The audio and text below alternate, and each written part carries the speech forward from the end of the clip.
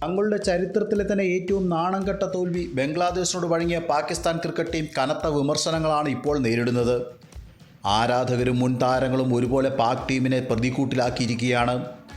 T20 world കപ്പിൽ തുടക്കക്കാരായ അമേരിക്കയോട് പോലും തോൽവി വഴങ്ങിയ പാകിസ്ഥാൻ ഇപ്പോൾ ടെസ്റ്റിൽ ബംഗ്ലാദേശിനോട് 10 വിക്കറ്റിൻ്റെ തോൽവി സ്വന്തം നാട്ടിൽ വഴങ്ങിയത് ഞെട്ടലോടെയാണ് ക്രിക്കറ്റ് ലോകം നോക്കിക്കാണുന്നത്.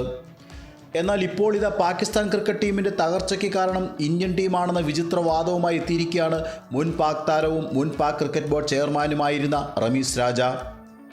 പാകിസ്ഥാൻ്റെ കരുത്തുറ്റ പേസ് ബൗളിംഗ് നിരയെ ഇന്ത്യൻ ബാറ്റർമാർ അനായാസം നേരിടുന്നത് മറ്റു ടീമുകൾക്കും ധൈര്യം നൽകിയെന്നും ഇതുമൂലം മറ്റുള്ളവരും പാകിസ്ഥാൻ ബൗളിങ്ങിനെ ഭയമില്ലാതെ നേരിടുന്നതും കൊണ്ട് പാകിസ്ഥാൻ്റെ ബൗളർമാരുടെ വില നഷ്ടമായിരിക്കുകയാണെന്നും രാജ ആരോപിക്കുന്നു.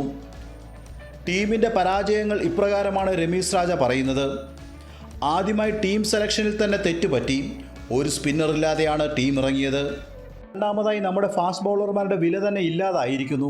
ഇപ്പോൾ നേരിട്ട പരാജയം അഥവാ ഒരുതരം ആത്മവിശ്വാസമില്ലായ്മ തുടങ്ങിയത് ഏഷ്യ കപ്പിലെ സീമിംഗ് കണ്ടീഷനിൽ പോലും ഇന്ത്യൻ ടീം നമ്മുടെ പേസർമാരെ തല്ലി തകർത്തപ്പോൾ മുതലാണ്. തുടർന്ന് നമ്മുടെ ബൗളിങ്ങിനെ നേരിടാനുള്ള മാർഗം കൗണ്ടർ അറ്റാക്ക് ആണെന്നുള്ള രഹസ്യം ലോകത്തിന് മുമ്പിൽ വെളിപ്പെട്ടു. അതിനാൽ നമ്മുടെ ആക്രമണത്തിൻ്റെ മൂർച്ചയും കുറഞ്ഞു. എന്നാൽ ടീമിലുള്ള താരങ്ങൾ തമ്മിലുള്ള ഭിന്നതയാണ് പാക് ടീമിൻ്റെ തകർച്ചയ്ക്ക് കാരണമെന്നും ആരോപണമുണ്ട്. സൂപ്പർ താരം ബാബർ അസമും ടെസ്റ്റിൽ നിരാശപ്പെടുത്തിയത് പാകിസ്ഥാന് തിരിച്ചടിയായി മാറി. ഏതായാലും ഒരു കാലത്ത് ലോക ക്രിക്കറ്റിലെ ബാറ്റർമാരുടെ പേടി സ്വപ്നമായിരുന്ന പാക് പേസ് നിരയ്ക്ക് ഇപ്പോൾ ഒട്ടും ബഹുമാനം ലഭിക്കുന്നില്ല എന്നത് സത്യമാണ്. മറ്റൊരു വീഡിയോയുമായി വീണ്ടും കാണാം. നന്ദി.